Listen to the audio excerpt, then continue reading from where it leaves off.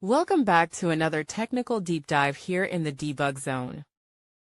Today we're tackling a big question and breaking it down with insights from other users. Hopefully this clears up some misconceptions and helps you get the answer you need.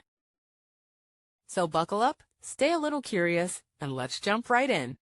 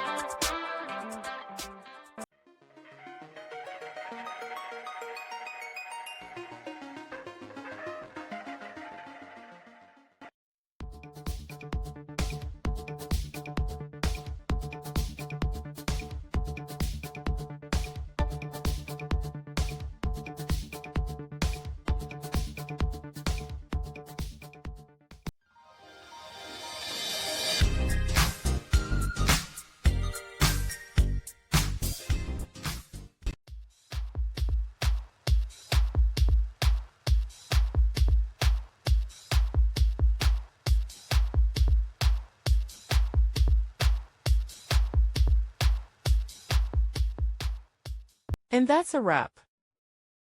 I hope you found the answer you were looking for. If you did, take a second to hit that subscribe button. It really helps out. And let me know in the comments which solution worked best for you. See you next time in the debug zone.